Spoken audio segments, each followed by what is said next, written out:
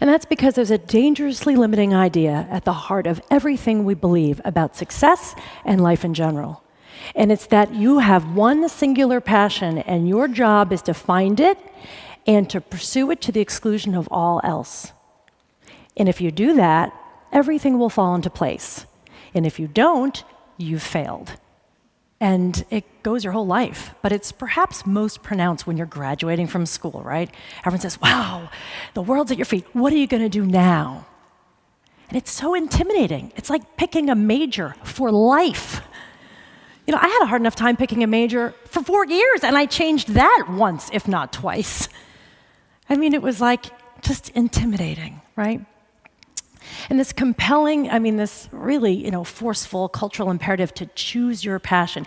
It's stressful to me, but it's not just me. It's everyone I talk to agrees with me. I'm leery of passion for a few reasons, but one of them is that passion is not a plan. It's a feeling, and feelings change. They do. You can be passionate about a job and then not passionate the next. We know this, and yet we continue to use passion as the yardstick to judge everything by, instead of seeing passion for what it really is, the fire that ignites when you start rubbing sticks together. And I was turning away perfectly good full-time jobs. Why? Because I was afraid. I was sure that I would pick the wrong one and get on the wrong train headed to the wrong future. My mother begged me. She said, please take a job, any job. You're not going to be stuck. You're stuck now. You don't create your life first and then live it. You create it by living it, not agonizing about it. She's right. She's always right. But this idea that everything you're supposed to do should fit into this passion vertical is unrealistic, and I'll say it, elitist.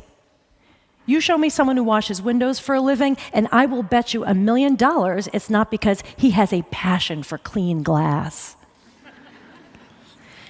One of my favorite columns is a piece by Dilbert creator Scott Adams. He wrote a piece in the Wall Street Journal a few years ago about how he failed his way to success, and one of his jobs was as a commercial loan officer.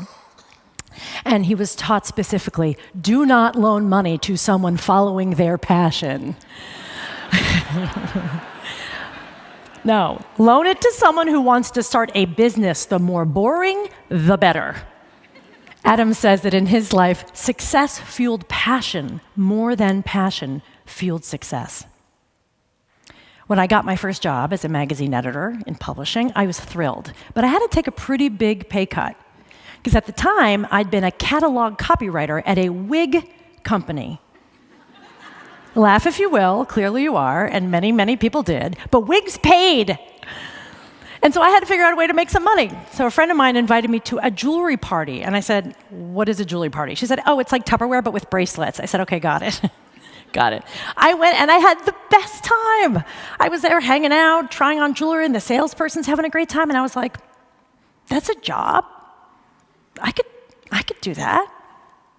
I mean, really, she seems to be having a great time. Now, I had no background in sales, unless you count Girl Scouts, and I was terrible. And I had no passion for jewelry. I mean, honestly, my earrings cost $20, combined, all of them. And yet I was like, I think I can sling silver jewelry to suburban moms. Yes, I can do that. And so I did it. I signed up. I became a Silpata Designs rep. And listen to me, I was not setting the world on fire right away, really. I was so awkward and afraid of selling. And then I got better, and I got better. And I started making some money, and I started getting really passionate about it. Not just because of the money, but because what I realized was people wanted this stuff. They were happy to pay for it. I sold so much jewelry that year, I won a free trip to St. Thomas. It's true.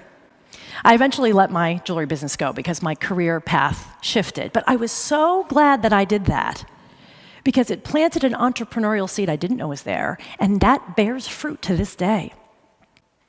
Now, as you know, an entire cottage industry has sprung up around helping people find their passions, right? Books, coaching, webinars, whatever. And their heart's in the right place. It's great. I'm all about self-discovery. One of my friends is in her mid-40s, and she's looking at, what's her life going to be now? And she's like, I don't know what I'm passionate about. And she's legitimately concerned about this. She's ready to hire a team of people. I was like, why are we worrying about this? You know why? Because she thinks something's wrong with her. Passion is not a job, a sport, or a hobby. It is the full force of your attention and energy that you give to whatever's right in front of you. And if you're so busy looking for this passion, you could miss opportunities that change your life. You could also miss out on great love, because that's what happens when you have tunnel vision, trying to find the one. And sometimes you don't know what you're going to do next, right? I mean, I don't. I love not knowing what I'm going to be doing 5 years from now or what I'll be into. And that's okay. It's okay not to know. You know why? Because the most fulfilling relationships, the most fulfilling careers are those that still have the power to surprise you. And as for the things you know you want to do, you want to write a book, you want to start a business, you want to change careers, great. But if you're sitting around waiting for passion to show up and take you there, you're going to be waiting a long time. So don't wait. Instead, spend your time and attention solving your favorite problems. Look for problems that need solving. Be useful, generous. People will thank you and hug you and pay you for it. And that's where passion is, where your energy and effort meet someone else's need. That's when you realize passion lives in realizing, what you have to contribute. Why do you think when you ask people what they're passionate about, they say helping other people? So don't wait. Listen to my mother. Just start doing.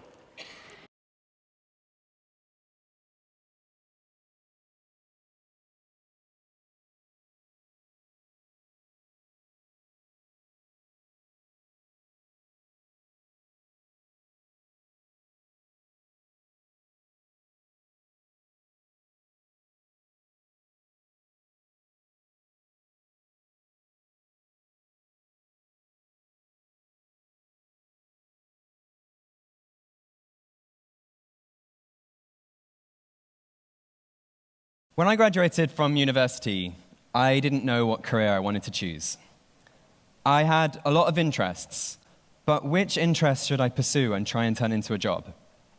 I was really interested in investing and finance, and I'd even taken a portion of the small savings I had and invested them into gold when I was a teenager. Now, I knew that following the finance route would be a really well-paid career, but I was wondering, maybe I wouldn't make as much difference as I could in that. It wouldn't help society. So in the end, it wouldn't really be that fulfilling.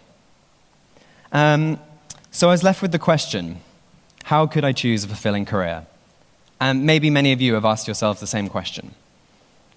And I thought about this question. I realized I didn't even know how to go about choosing a career.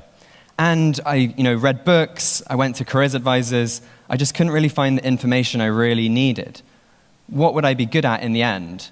What skills should I learn now? Which areas is there a great social need where I could make a difference? These unanswered questions led me to kind of delay the decision by a few years. Instead of actually settling on a career, I founded an organization dedicated to researching the question of which career to choose. And this organization is called 80,000 Hours. That's the number of hours you have in your working life. That's a long time. So it's worth really doing some serious research and trying to work out how best to use them.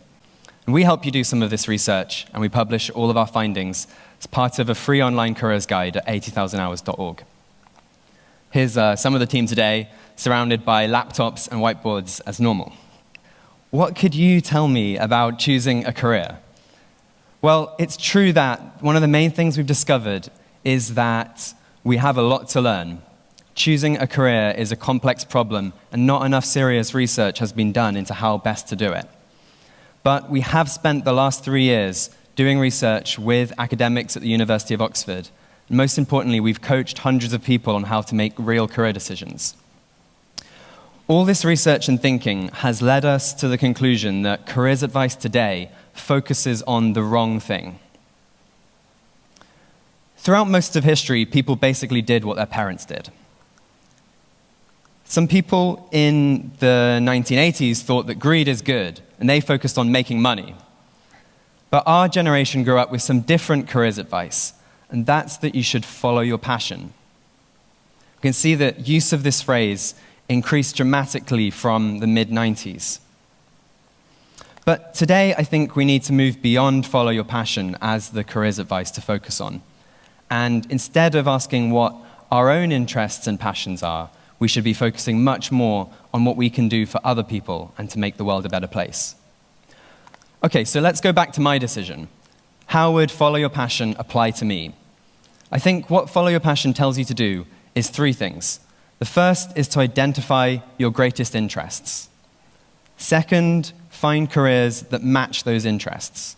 Thirdly, pursue those careers no matter what. Finding a fulfilling career is just a matter of having the courage to pursue your passion. So what's the theory behind this advice? You get passion match.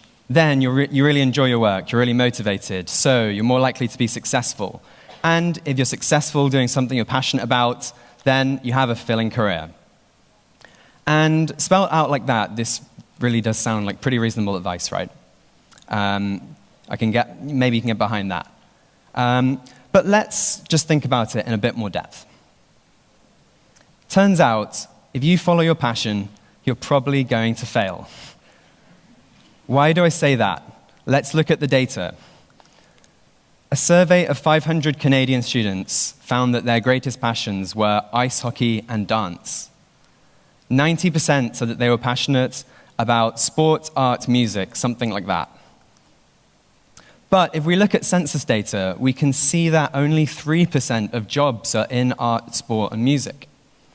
So it just has to be the case that even if only 1 in 10 people followed their passion, still the majority would fail to be successful. So this first step just doesn't work.